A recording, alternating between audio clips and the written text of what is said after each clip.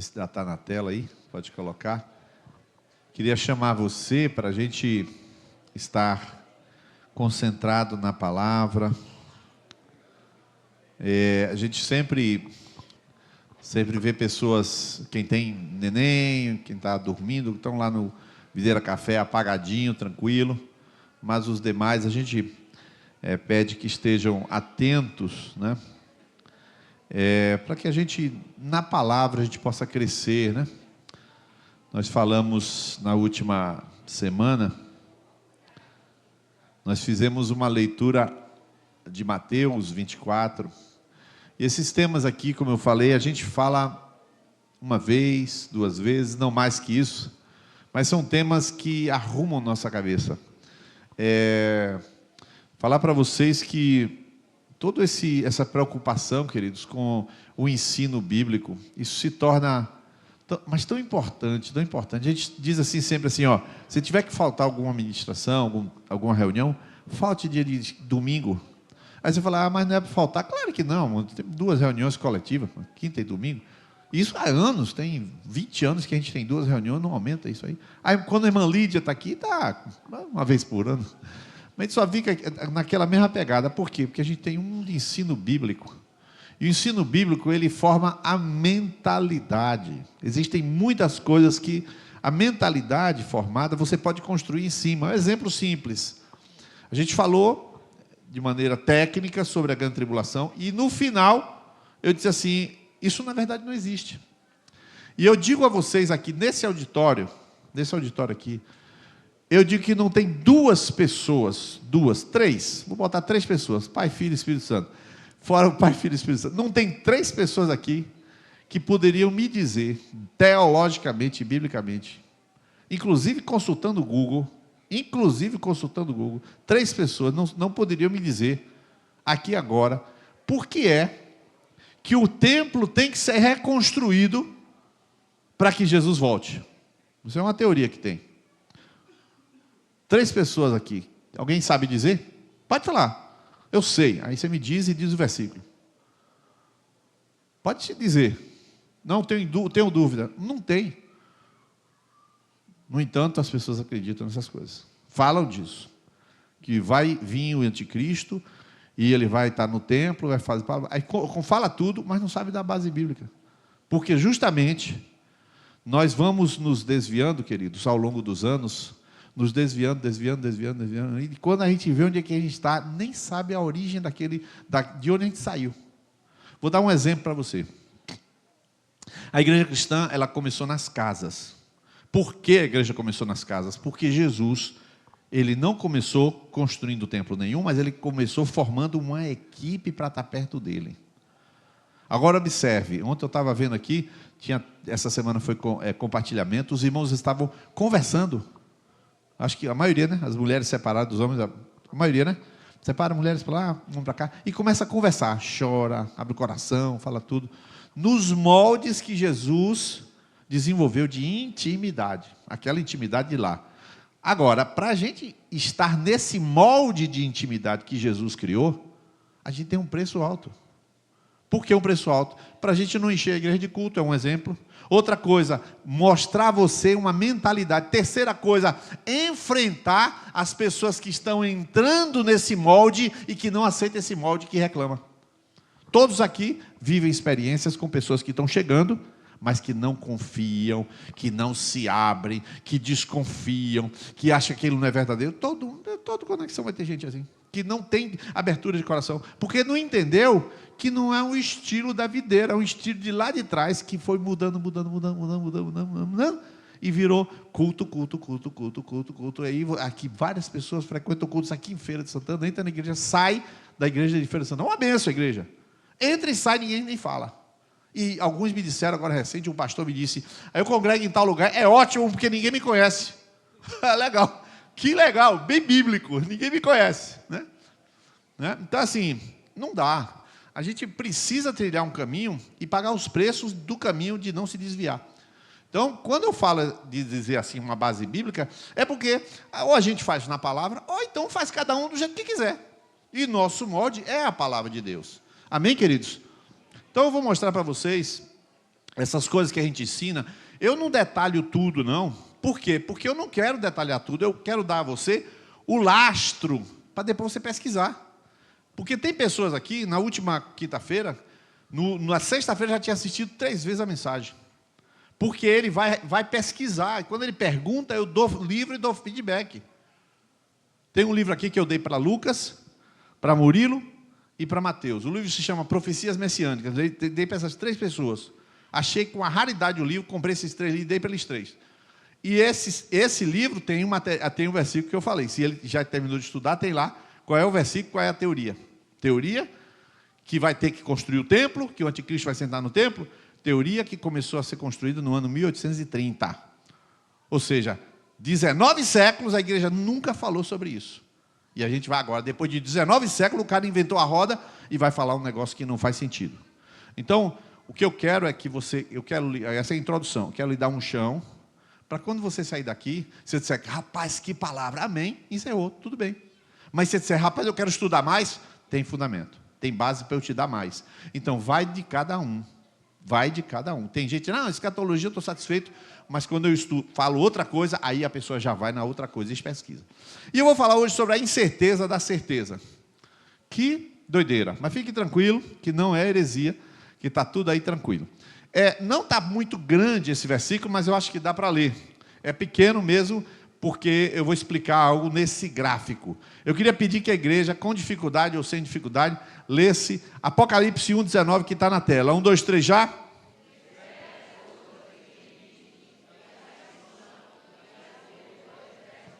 De acontecer. Irmãos, esta é a abertura do livro do Apocalipse, capítulo 1, verso 19.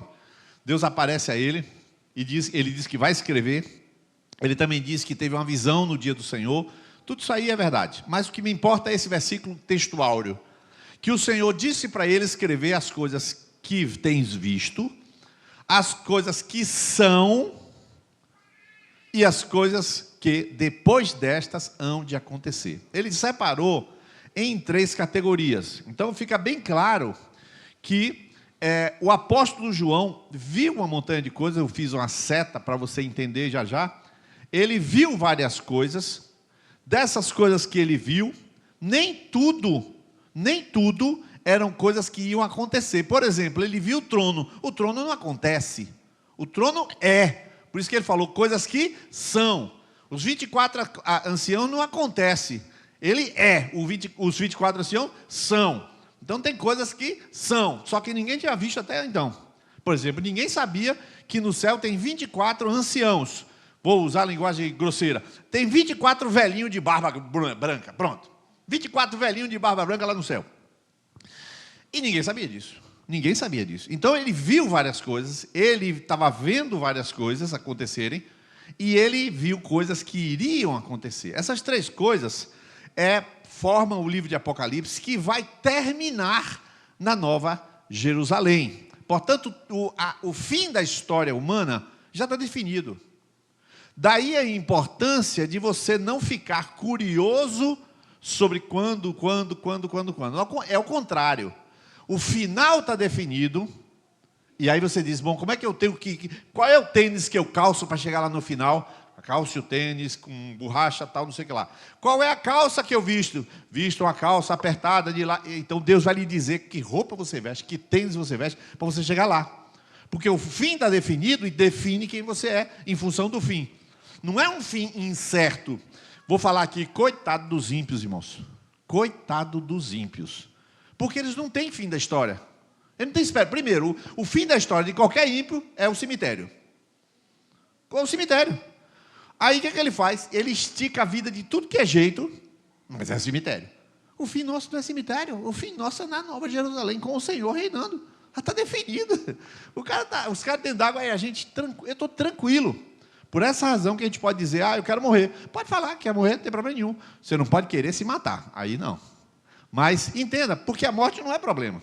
Então, sabendo esse futuro, no fim das contas, escreve as coisas, eu passei a tela dizendo, escreve as coisas que tem visto. O que ele tem visto? João Evangelista, quando chegou no ano 90, ele foi jogado num caldeirão fervente de óleo, Quem fala sobre isso é Tertuliano e Eusébio de Cesareia. Eles escrevem sobre isso, e essa semana um irmão me perguntou, dizendo quantas horas João passou no caldeirão. Aí já está demais, né, velho? Nem relógio tinha sido inventado ainda, mas disse que um pregador falou que foram 6 horas dentro do negócio. Não existe essa informação. 6 horas dentro de um... Jogou lá, não morreu, tirou de lá e foi jogado na ilha de Creta, ou na ilha de Patmos. Então, naquela época, João já estava convivendo com heresias dentro da igreja, com apostasia dentro da igreja. E o pior de tudo, irmão, já estava acontecendo perseguição braba no Império Romano. No ano 64 aconteceu a perseguição de Nero, que matou Pedro e Paulo.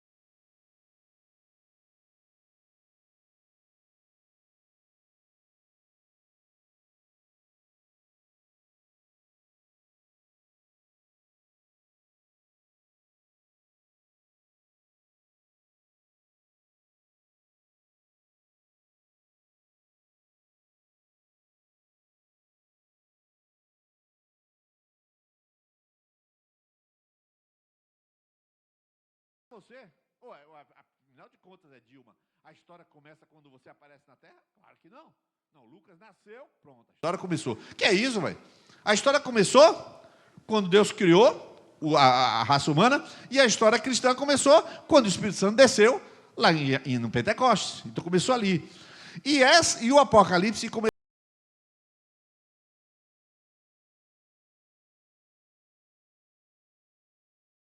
Igreja de Éfeso, Tiatira, Pérgamo, Sardes, João estava vivo e João foi pastor da igreja de Éfeso.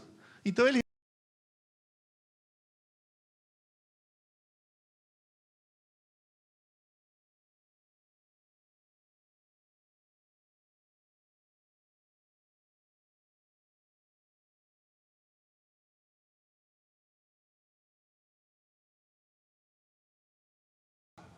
o que é claro, é claro. O que não é claro, e eu não estou nem aí, irmão. Você não precisa ficar preocupado com isso, não. Por que não é claro? Eu vou explicar um pouquinho, mas o versículo de Deuteronômio 29, eu quero que a igreja leia e compreenda essas coisas. 1, 2, 3 e já?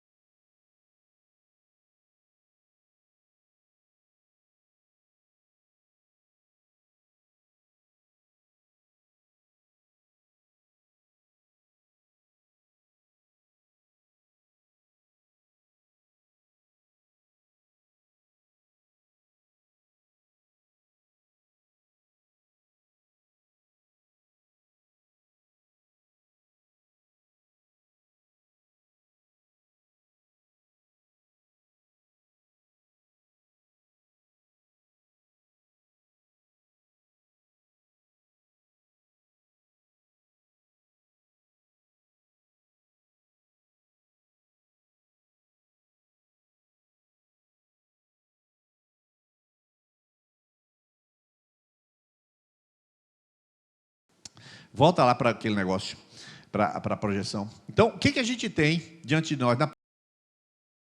A gente tem aqui a projeção.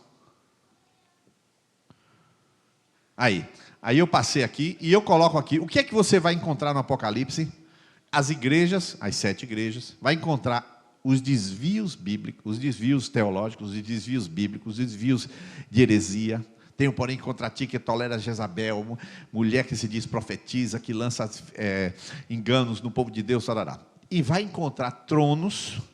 Você vai encontrar os juízos de Deus, a primeiro cavaleiro, segundo cavaleiro, terceiro cavaleiro. Não é difícil de entender. Você vai olhar aqui. Só que você nunca vai ter uma certeza exata, porque o que ele revelou foi uma visão. Ele não disse o que era, ele disse que estava vendo. Se ele está vendo, problema dele. Se ele não botou nome, problema dele. Está tudo certo? Tá, eu olho aquilo ali e eu vejo. Eu vejo o cavalo branco, aquele cavalo que sai para vencer. O segundo cavalo, que vai dizer que é a morte. Aí você sabe que entrou o Império Romano, aqueles godos, os ostrogodos, os visigodos, começaram a se matar, os hunos de Acta, aquela confusão. Depois entrou o terceiro cavaleiro, que fala da fome. Depois entrou o quarto cavaleiro, que fala do capitalismo, que todo mundo tem que, para comprar comida, tem que pagar. Está tudo lá descrito. E a história está correndo. São juízos de Deus. Deus soltou a guerra, Deus soltou a fome, Deus soltou os alimentos pagando preço. Depois Deus solta as pragas. Por que Deus está fazendo isso? Por causa do juízo sobre a humanidade que não aceita ao Senhor. Por que do holocausto? Me perguntaram, por que do holocausto com os judeus? Porque os judeus, no dia da crucificação de Jesus, gritaram para Anás e Caifás: caia sobre nós e nossos filhos o sangue desse homem. Então os judeus até hoje estão pagando o preço do sangue inocente. Não é de um homem, é do homem, filho de Deus inocente. Então assim, tem juízo de Deus sobre toda a terra. Você está fora desse juízo. Impérios e poderes. E subiu uma besta do mar, e tinha 10 cabeças, 7 cabeças e 10 chifres. O que é isso? Uma potestade, uma entidade espiritual que você não vê. Você não vê nenhuma entidade espiritual, mas João viu as entidades espirituais. Alguém já viu a estátua da Pombagira? Alguém já viu? Alguém já viu? Essa semana um pastor disse que foi visitar uma pessoa. Que negócio estranho, né? Por isso que essa pregação só serve para uma vez, né? Você não vai ouvir 2 vezes. O camarada foi visitar, entregou lá, e uma pessoa era de terreiro de macumba. Ele falou: eu vou lhe atender lá dentro. Só que ele era cristão, é um camarada cristão. Aí eu quero ver se vai ter medo. Ele falou: eu não tenho medo de nada. E entrou, porque ele estava vendendo. Chegou lá, ela trancou ele na sala, e estava endemoniada a mulher. E ele começou a vender, para ela vender normal o negócio. Aí ela viu que eu não estava com medo e falei: eu vou lhe mostrar aqui meu quintal. Aí ela saiu andando e mostrou todos os altares dali. Altar para destruir casamento, altar para fazer enriquecer, altar para matar, todos os altares daqueles... Eu não vou falar, aqui não posso falar por causa que você sabe que tem essas questões, né? Sabe como é que é, né? Certas palavras você não fala, porque está achando que eu estou sendo contra a religião. Eu estou contando uma história. E aí ele viu aquilo tudo, e ele então disse assim: Niles, eu já tinha visto a estátua da Pombagira, não sei onde. E olha que eu estou falando o nome de uma estátua. Pois ele entrou, foi ver uma outra estátua igual. E ele disse: rapaz, aquele negócio, quando você olha, você sente o demônio ali naquela estátua. E ele falando, tudo que ele tinha, ele disse que nunca tinha visto tanto altar de sacrifício mesmo, irmão, lá no negócio lá da macumba. E ele saiu de lá, rapaz, o demônio... É tanto que quando ele foi visitar a pessoa, você vê que eu não estou dando nomes, eu estou sendo bem econômico. Mas quando ele chegou de carro, ele fez a volta na curva, na rua. Quando ele parou na porta, a mulher saltou. Aí ela falou: oxê, você sabia que eu estava vindo? Eu lhe vi lá de longe vindo. Era cliente desse. Você atenderia um cliente desse? Atende, irmão, você é cheio do poder, para com isso. Pois é, essa é a situação. Agora o que acontece? Ninguém vê a Pombagira, ninguém vê Tranca-Rua, Zé Pilintra, que está todo mundo dominando. É o mesmo demônio, irmão. É nome religioso de demônio, que está oprimindo pessoa na cachaça, oprimindo pessoa no adultério, oprimindo pessoa na prostituição. Tudo nome horroroso. Eu nunca falo isso aqui. Por isso que eu digo, é uma vez só. Tu assiste e acabou. Então, poderes e impérios, na Bíblia está lá, a besta, o dragão, a besta que subia do mar, que tinha um chifre, não sei da sua. João viu tudo. Imagine que zoeira para João ver que foi esse negócio. Mas ele também viu a ressurreição e o juízo final. E ele viu a Nova Jerusalém, que é o final da história. Ou seja, muita coisa ele viu. E você, quando lê, você não vai entender de primeira, mas sempre pense, eu estou lendo a história que uma parte já aconteceu, outra parte não. Como é que eu sei? Vamos ler que Deus dá umas dicas. E você vai lendo e você vai tendo dica. Vai tendo várias dicas. Aí o objetivo não é interpretar Apocalipse, eu jamais faria isso, a não ser em aula de teologia. Aí eu lá interpreto, aqui não. Pois bem, mas eu quero falar sobre uma coisa que tem no Apocalipse, e a gente vai ler esses versículos.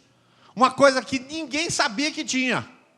E se Deus não mostrasse para João, João não sabia nem você. E isso é importante. Dessas coisas que eu coloquei para você, todas são importantes. As igrejas, apostasias. Mas a mais importante é o trono. O trono. E eu selecionei, são 31 versículos. Eu selecionei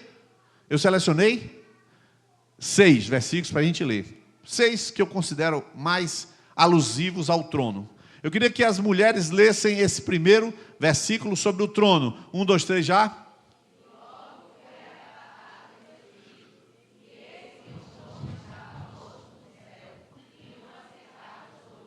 Primeira coisa que ele viu, depois das igrejas, que ele já conhecia, foi o trono. Apocalipse 6, verso 16, a gente vai falar sobre o juízo de Deus. Os homens vão ler, 1, 2, 3, já? Aos rochedos. E escondei-nos sobre o trono e da ira do Cordeiro. Ou seja, Jesus está no trono, já se sabe. Segunda coisa, o juízo sobre a terra sai do trono. Terceiro versículo está mostrando o que acontece a partir do trono com os salvos. Apocalipse 7, verso 17, as mulheres podem ler, 1, 2, 3, já? Os apacentará para as fontes de águas, é isso. E Deus limpará dos seus olhos. Ou seja, o Cordeiro está no trono para pastorear o seu coração no céu, para lhe curar. Apocalipse 8, verso 2, vai falar de oração. Os homens podem ler, 1, 2, 3, já? Incensário de ouro. Incenso. Para pôr com as orações de todos os santos que está diante do trono. Ou seja, quando a gente chama você aqui na frente e ora, João viu as orações com a linguagem metafórica. E o que acontece com a sua oração? Senhor, em nome de Jesus, amém. É só um som. Som nada. João viu a sua oração. A sua oração é levada diante do trono e fica lá como um incenso diante de Deus. Cheirando, né? Essa semana a gente veio de São Paulo, uns 2 semanas a gente veio de São Paulo e comprou um negócio lá do Nepal. É um incenso do Nepal. É um trequinho assim. Rapaz, cheira a casa toda e nem usamos aquele cheiro. E lá está assim, o cheiro da sua oração diante do trono. Então vamos lá. Apocalipse, só falta 2 versículos. Apocalipse 16, verso 17. Diga aí o que está escrito, mulheres. E saiu grande voz do trono, dizendo: é do trono que sai o decreto de finalmente, acabou tudo. E 22:3, que é o último versículo que fala da palavra maldição na Bíblia. O último versículo do Antigo Testamento, por incrível que pareça, a última palavra do Antigo Testamento é maldição. E a última citação da palavra maldição está em Apocalipse 22, verso 3. Toda a igreja vai ler juntos. Vamos lá, 1, 2, 3. Nunca mais haverá maldição contra alguém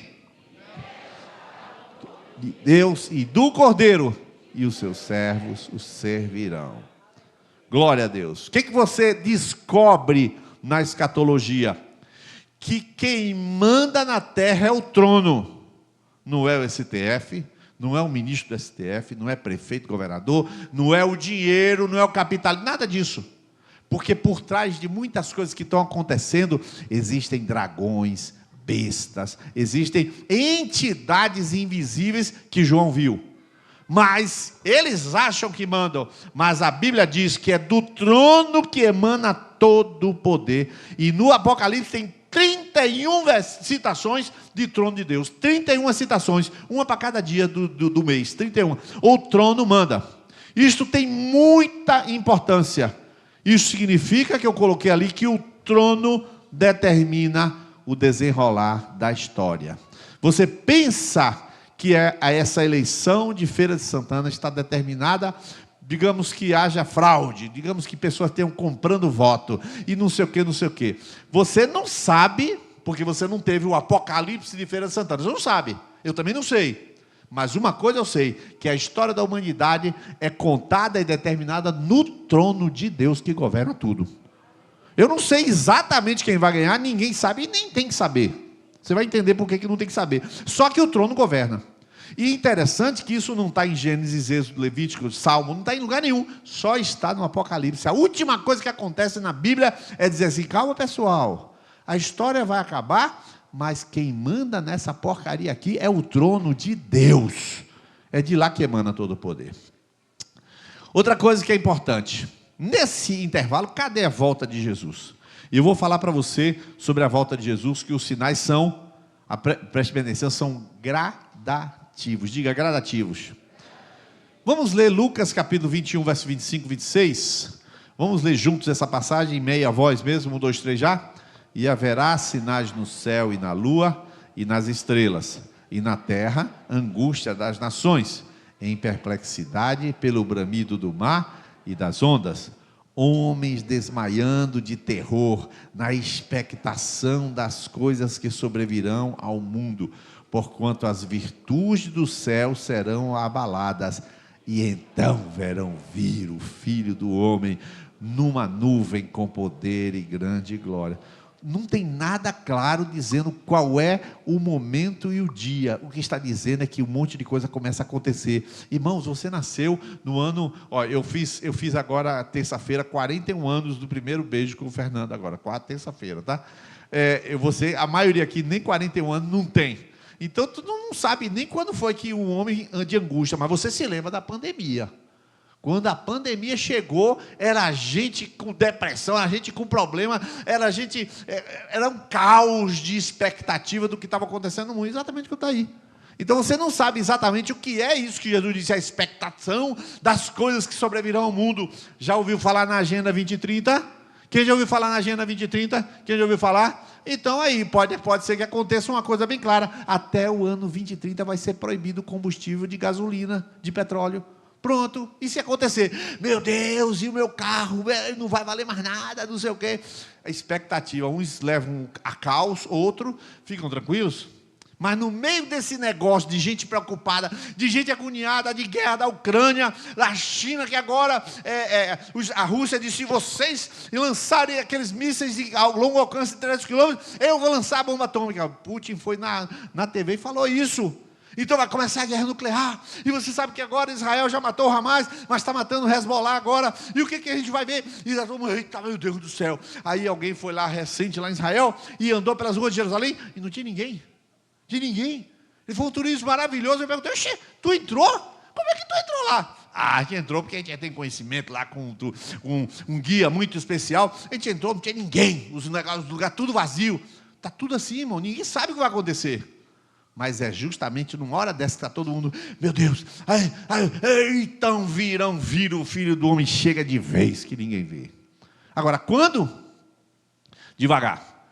Olha o que Jesus disse quando ele termina de falar em Lucas, aí ele diz assim: ora, quando essas coisas começarem a acontecer, olhe para cima, levante as cabeças, porque a vossa redenção está próxima. Disse-lhes uma parábola: olhai para a figueira e para todas as árvores, quando já tem rebentado, vós sabeis por vós mesmos, vendo-as, que perto já está o verão. Assim também vós, quando virdes acontecer estas coisas, sabei que o reino de Deus está perto. Em verdade vos digo que não passará essa geração até que tudo aconteça. Passará o céu e a terra, mas as minhas palavras não hão de passar. Ou seja, repetindo só as partes em amarelo, quando essas coisas começarem, quais coisas começarem a acontecer? As que ele falou em preto aí, a destruição de Jerusalém. Ele avisou, ó, vai acontecer o seguinte, essa geração não vai passar sem que essas coisas aconteçam. E a geração estava toda viva, quando o exército veio com aquele general, que não era Tito, era que é Clécio, não sei o nome, esqueci o nome dele, e ele veio e cercou Jerusalém. Começou a acontecer e a geração estava viva. Em verdade, vos digo que essa geração não passará sem que as coisas comecem a acontecer. Começou para a destruição de Jerusalém. Depois ele fala, olhai a figueira. Algumas pessoas dizem que a figueira é um símbolo de Israel. Sim, é só imaginar que Israel chegou em 48, bum, apareceu a nação de Israel, e agora mataram 1.000 e tantas pessoas lá naquele lugar.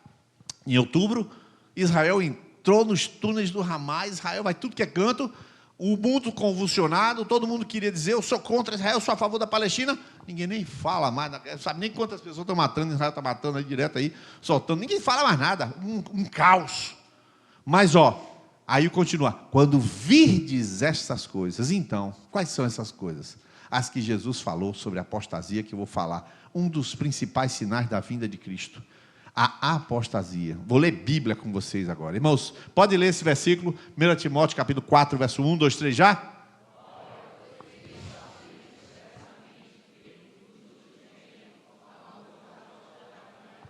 Dando ouvidos a espíritos enganadores. Eita, coisa pesada. Sabe, por isso, nos últimos dias sobrevirão tempos difíceis. E agora eu vou ler Pedro. Essa parte de Pedro deixa que eu leio. Assim como no meio do povo surgiram falsos profetas, assim também haverá entre vós, viu, irmão?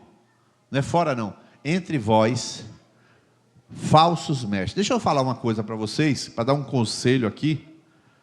Quando você vê algum pastor descendo um cacete na macumba, descendo um cacete em homossexuais, esse pastor está completamente errado.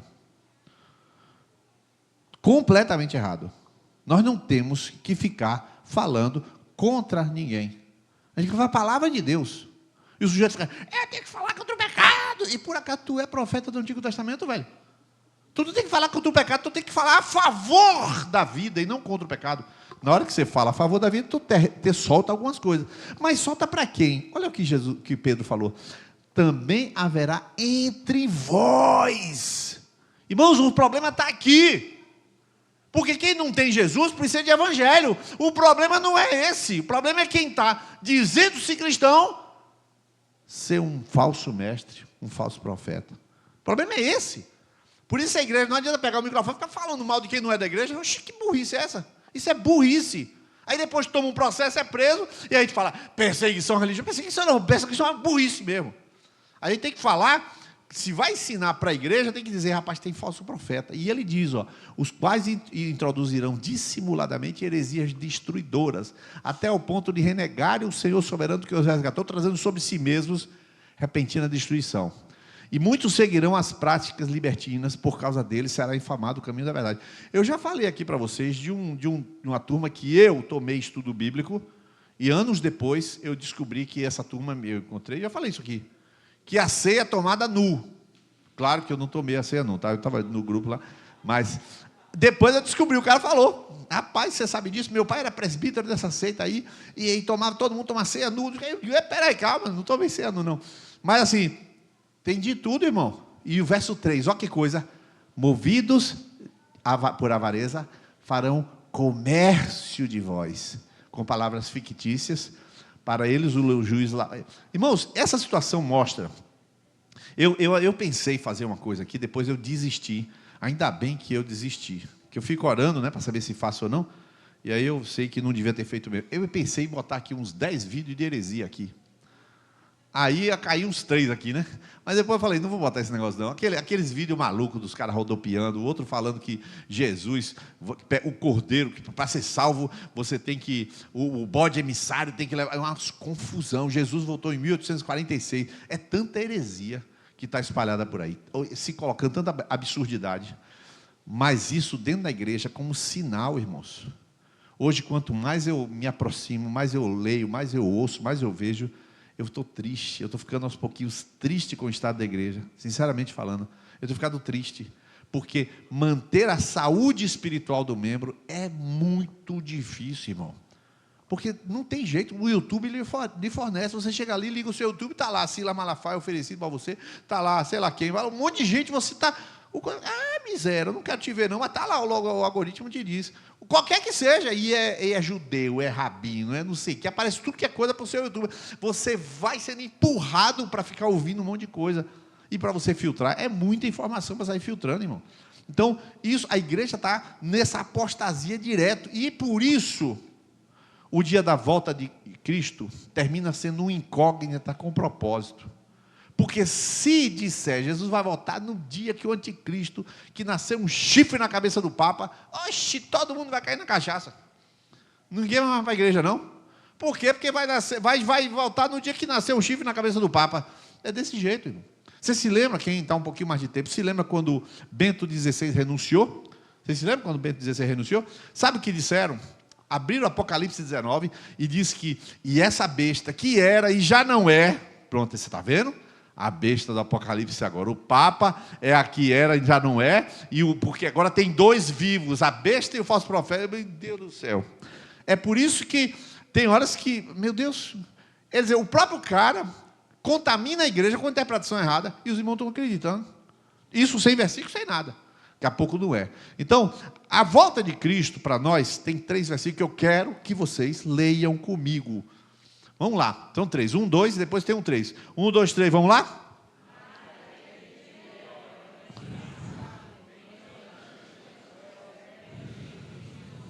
Senão o Pai. O outro versículo, 1, 2, 3 já? Apercebidos, porque virá o Filho do Homem a hora que não imaginais. Ou seja, Jesus vem numa hora que ninguém sabe. E quando Jesus estava na terra, nem ele sabia. Vamos ler esses 2 versículos que estão juntos? 1, 2, 3. Vigiai, pois, vosso Senhor. Por isso estáis vós apercebidos, porque o Filho do Homem a hora que não penseis. Mas eu volto aqui para ler esse versículo lá de cima. O dia e a hora ninguém sabe. Você sabe o que é Jesus chegar na terra e dizer, eu sei tudo, só não sei a hora que eu volto. Aí o cara falou, oi, o senhor não sabe, não é? Não sei. Por que o senhor não sabe a hora que volta? Segredo guardado às 7 chaves. Aí ele pergunta assim, mas por que guardar um segredo desse se o senhor vai receber todo o poder nos céus e na terra? Para eu não escapulir e contar para vocês. Que nada. Eu vou chegar lá e ficar lá. De lá eu fico esperando a hora de eu voltar. Ninguém vai saber. E por que não vai saber? Para todo mundo ficar sabendo que não vai saber. Para todo mundo sabendo que é top secret. Ninguém pode saber. Para quê? Para não cair na gandaia e viver vigilante. Porque vai chegar a hora que ninguém sabe. Não tem esse negócio de... Agora, por que isso, irmão? Porque o ser humano, ele gosta de prever as coisas para controlar. Por que tem tanta ansiedade? A ansiedade é porque não tem controle do futuro. O sujeito, mas será que vai sair agora meu 13º? Será que Zé Ronaldo vai ganhar? Será que Zé Ronaldo vai ganhar? Porque pensando no futuro o tempo todo. Para quê? Para ter controle sobre essas coisas. O objetivo do homem é ter controle. Para quê? Para ter segurança. Pois o objetivo do controle da volta de Cristo seria... E aí é que está. Os caras ficam querendo prever. Irmãos... eu vou dizer aqui porque foi público, tá? Eu vi o dia que Valnice Milhome estava pregando. Eu vi o dia. Foi um sábado de manhã, ela pregando no programa Palavra da Fé. E ela disse, se Jesus não voltar, desse jeito. Se Jesus não voltar em 2007, eu rasgo a minha Bíblia. Ela até hoje viva, está pregando em Brasília, está tudo certo. Eu não lembro dela ter subido à televisão e dizer que me perdoe.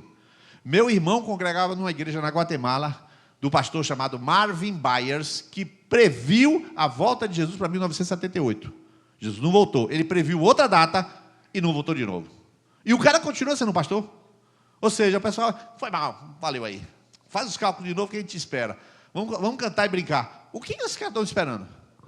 Quando você tem uma previsão, você ganha uma certa segurança profética. E Jesus disse, eu estava aqui, nem a hora eu sabia. Porque ninguém vai ter segurança nenhuma sobre a hora. Você vai ter que prestar atenção. O resultado dessa segurança, olha só. Lucas 12, 45, 46. Mas se aquele servo disser consigo mesmo, meu senhor tarda em vir, e passar a espancar os criados e as criadas, a comer, beber e embriagar-se, virá o Senhor daquele servo em dia que não o espera e hora que não sabe, e castigá-lo-á, lançando-lhe a sorte com os infiéis. Perda de senso de vigilância. Aí o sujeito, achando que Jesus, ele que tem que o anticristo, que o templo do domo da rocha, tem que não sei o que das quantas, e fica inventando teoria. Aí o que acontece? Assiste um filme pornográfico, aí tá tudo certo, aí, não, eu vou me arrepender aqui mesmo, aí se arrepende, volta de novo, aí peca, briga com o marido, briga com a mulher, não pede perdão, não conversa marido e mulher, aí começa as coisas a degringolar. 1 Pedro capítulo 3, verso 7, para que as suas orações sejam impedidas, o homem começa a perder, tem um bocado de perda em casa, porque não se conserta com a sua mulher, só que não lê Bíblia para saber qual é o versículo, 1 Pedro 3, 7, 8, mas ele quer saber, que a Aline disse da tal da ovelha vermelha, lá do não sei o que das quantas, e ele fica lá, Jesus não vai voltar agora não, então eu posso pecar, porque vai dar tempo. É esse tipo de vida que cabe mentira, que cabe pecado, que cabe casamento desordenado, que cabe desobediência. É que esse tipo de combate que o Senhor está fazendo, você não vai saber, e vai voltar e você vai ficar. Então, Jesus pode voltar a essa hora? Pode, irmão. Já aconteceu tanta coisa no longo da história, que todos os sinais, a igreja está na apostasia. A igreja dos Estados Unidos na apostasia. Vai ver Caio Fábio, vai ver Ed René, para ver o que esse cara está falando. Agora, eu termino com essa parte aqui, ó. Olha que coisa, irmãos. Não vai dar tempo de fazer a última projeção, mas essa vai dar. Queria que os irmãos lessem a parte amarela quando eu chegar lá. E como foi nos dias de Noé, assim será também na vinda do Filho do Homem. Porquanto assim como nos dias anteriores ao dilúvio, até o dia que Noé entrou na arca e não perceberam, até que veio o dilúvio e os levou a todos, assim será também na vinda do Filho do Homem. Olhe para a parte amarela e me responda: é pecado comer, sim ou não? É pecado beber, sim ou não? É pecado casar, sim ou não? É pecado dar-se em casamento? Nada daquilo é pecado. E, no entanto, o sujeito comeu, bebeu, casou e deu esse casamento, que não era pecado, e não percebeu que a arca estava fechando, ou seja, o olho, como diz a gíria, né? Um olho no queijo, o olho não sei o que, outro olho no gato, né? Um olho no peixe, outro no gato, não é isso aí? O sujeito tem que estar olhando as duas coisas, mas ele só está preocupado em comer, beber, casar e dar esse casamento. É pecado? Nada disso é pecado. No entanto, perde o senso de vigilância. E aí, o texto vai dizer: bem-aventurado aquele que o Senhor, quando vier, achar servindo assim. E por último, essa é a última passagem. Tenham cuidado para que os corações, vocês vão ler a parte amarela, não fiquem carregados de libertinagem, bebedeira, ansiedade da vida e inesperadamente, porque ele virá sobre todos os que vivem na face da terra.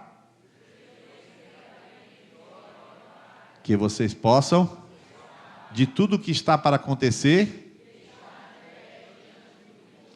Irmãos, agora eu vou concluir minhas palavras, dizendo algumas coisas para vocês. A gente não pode, como igreja, querer salvar as pessoas. Como igreja, eu posso estar preocupado com a sua vida, querer...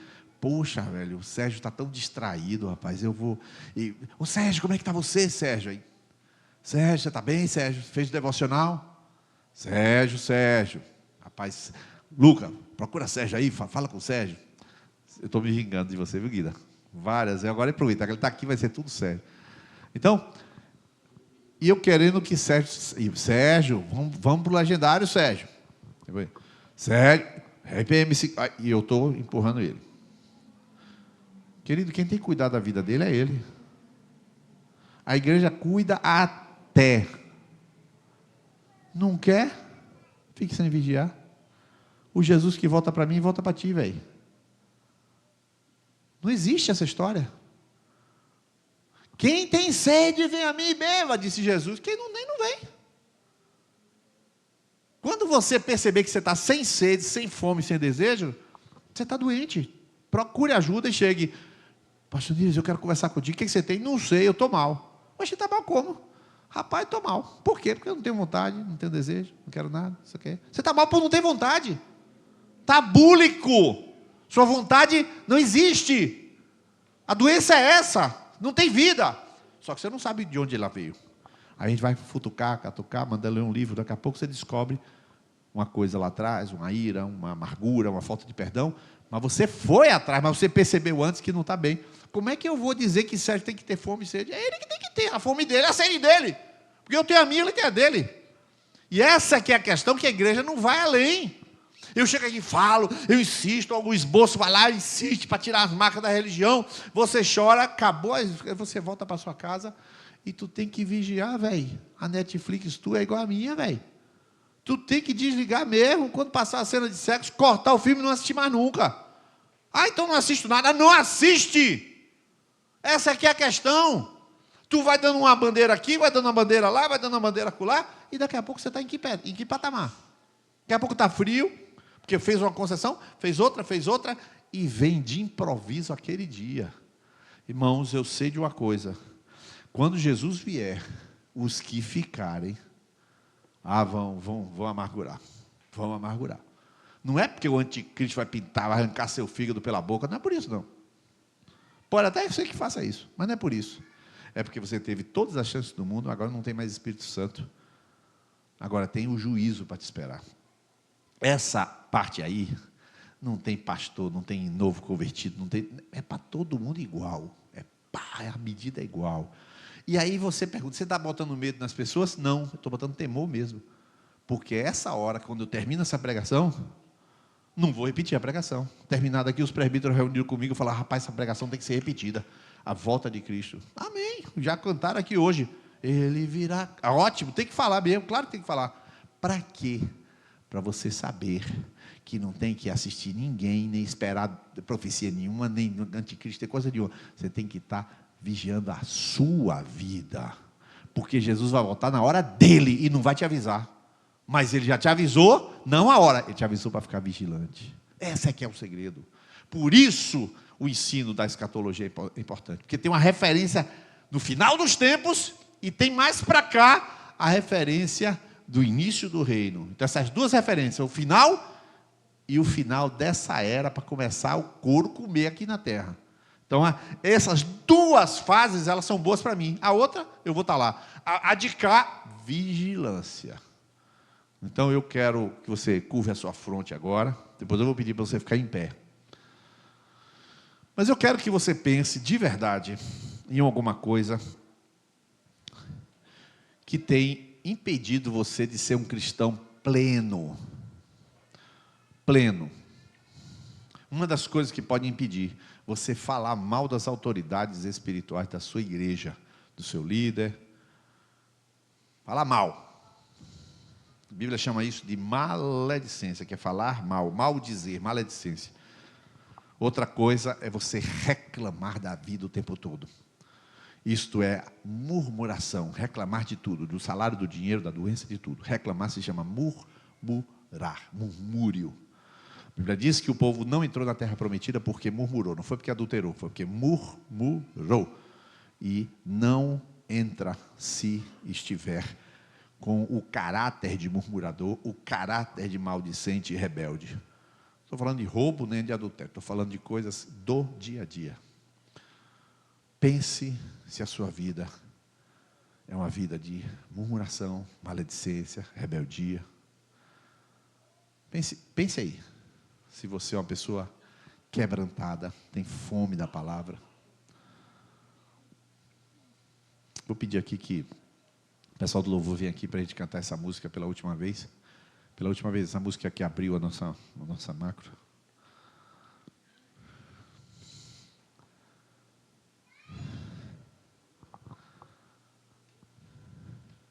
Eu queria que você fizesse sentado mesmo uma oração. Jesus, eu desejo a tua vinda. Faz uma oração assim, Jesus, eu vou estar contigo, eu vou estar lá na Nova Jerusalém, eu tenho certeza. Porque a tua salvação não veio com defeito, ela veio para me salvar de verdade. A tua salvação não veio corroída, ela veio para me salvar. Mas eu quero me consertar esta noite, Jesus. Eu não quero dar direitos para a minha carne. Quero que você ore assim. Eu não quero dar direitos para a minha carne. Eu tenho direito de mentir, eu tenho direito de me revoltar, eu tenho direito de ser falso. Não, você não tem direito de ser falso. Senão o seu caráter é falso. E você não entra, porque ficarão de fora os... Aí tem uma lista daqueles que ficarão de fora. Os adultos, efeminados, mas também tem que falar todo que comete a mentira. Tem uma lista de coisas das pessoas que não vão poder entrar ali, infelizmente. Por quê? Idólatras, todos esses, os covardes não vão entrar. Acredite se quiser, está escrito que os depravados não vão entrar, os incrédulos não vão entrar. Está pegando todos. Vamos cantar essa música. Queria convidar você a ficar de pé, a gente vai cantar essa